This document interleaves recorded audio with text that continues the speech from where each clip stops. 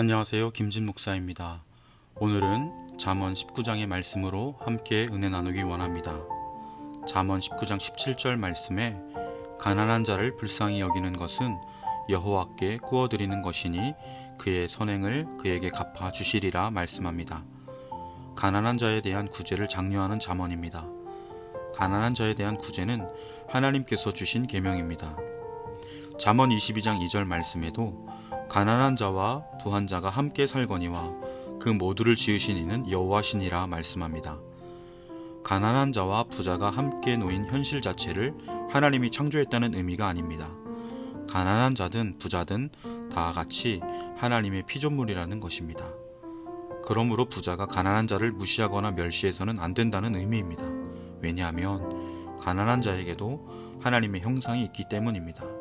그러므로 이 말씀은 가난한 자에 대한 하나님의 권리장전과 같은 말씀이라 불리웁니다. 잠언 14장 31절 가난한 사람을 학대하는 자는 그를 지으신 이를 멸시하는 자요 궁핍한 사람을 불쌍히 여기는 자는 주를 공경하는 자니라. 잠언 17장 5절 말씀 가난한 자를 조롱하는 자는 그를 지으신 주를 멸시하는 자요. 하나님께서는 가난한 자를 비롯한 사회적 약자들도 하나님의 형상을 따라 지어졌으므로 그들 안에도 하나님의 일부가 있다 말씀합니다. 그러므로 그들을 돕는 것은 하나님을 돕는 것이라 말씀합니다. 즉 하나님께서 빚을 지신 것입니다. 그러므로 하나님께서 반드시 도와줄 것이라고 약속합니다. 이는 신약의 마태복음 25장 31절로 46절에 예수님께서 말씀하신 마지막 심판의 날에 양과 염소의 비유에서도 잘 나타납니다. 오른편의 양, 왼편의 염소를 가르는 그 기준에 대해서 내가 줄일 때에 너희가 먹을 것을 주었고 목마를 때에 마시게 하였고 나그네 되었을 때에 영접하였고 헐벗었을 때에 옷을 입혔고 병들었을 때에 돌보았고 옥에 갇혔을 때에 와서 보았느니라 라는 그 사랑과 선행의 실천이 있는 믿음에 대해서 하나님께서 심판하시겠다 말씀합니다. 우리는 자본주의 시대와 문화 속에 살고 있습니다. 자본이 부족함으로 겪는 고통에 대해서 그로 인해 파생되는 여러 가지 사회적 아픔에 대해서 눈물 젖은 빵을 먹어본 자만이 알 수 있다라는 그 아픔에 대한 이야기가 있습니다. 이처럼 가난과 그 가난으로부터 파생되는 여러 가지 아픔은 당해보지 않은, 겪어보지 않은 사람은 모를 아픔입니다. 그러다 보니 돈을 쫓아다니는 사람들은 마치 자신이 죽는 줄도 모르고 불에 뛰어드는 분하비들의 모습처럼 끝을 생각 않고 수단과 방법을 가리지 않는 어리석은 모습입니다. 부동산 시장이 그렇고 주식시장과 가상화폐 시장이 그렇습니다. 우리 시대의 가난은 무능력이요 저주처럼 보입니다. 그러나 성경은 가난이 결코 죄가 아니라 말씀합니다.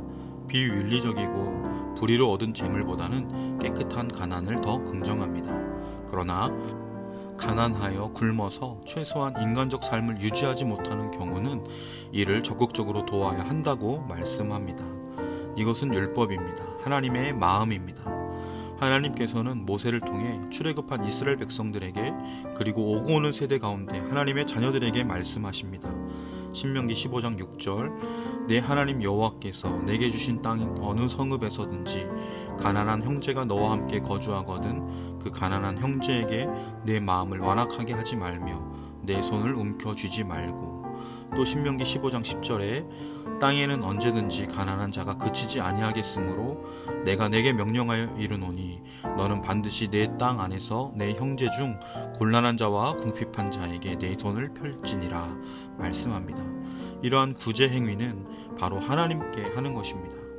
그리고 신명기 15장 4절 말씀에는 내가 만일 내 하나님 여호와의 말씀만 듣고 내가 오늘 내게 내리는 그 명령을 다 지켜 행하면 내 하나님 여호와께서 내게 기업으로 주신 땅에서 내가 반드시 복을 받으리니 너희 중에 가난한 자가 없으리라 말씀합니다. 하나님의 말씀을 듣고 순종하여 사는 자들에게 하나님이 복을 주실 것이고 그러한 복의 이상향 그 궁극은 가난한 자가 없는 세상을 하나님께서도 꿈꾸시며 말씀합니다. 사랑하는 성도 여러분, 가난한 자나 부자나 모두 가져야 할 마음이 있습니다. 그것은 바로 여호와 하나님에 대한 변치 않는 사랑의 마음입니다. 하나님과의 신뢰의 관계입니다. 신뢰의 끈에 연결되어 있다면 가난하든 부하든 그것은 큰 문제가 아닙니다. 그리고 우리가 예수님께서 우리에게 행하신 사랑과 은혜대로 우리 또한 그 사랑과 은혜를 전해야 합니다. 요한 사도는 말합니다. 자녀들아, 우리가 말과 혀로만이 아니라 행함과 진실함으로 사랑하자. 그런데 바로 이 말씀 전에 무슨 말씀을 주십니까? 누가 이 세상의 재물을 가지고 형제의 궁핍함을 보고도 도와줄 마음을 닫으면 하나님의 사랑이 어찌 그 속에 거하겠느냐 말씀합니다. 진실함과 행함으로 사랑하는 그 모습은 바로 재물을 가지고 형제의 궁핍함을 도와주는 삶이다 라고 말씀합니다. 사랑하는 성도 여러분, 하나님의 은혜와 사랑을 삶으로 살아내며 진실한 예수님의 제자로 사는 오늘 하루와 우리 앞날이 되시길 주님의 이름으로 간절히 축원합니다. 기도드리겠습니다.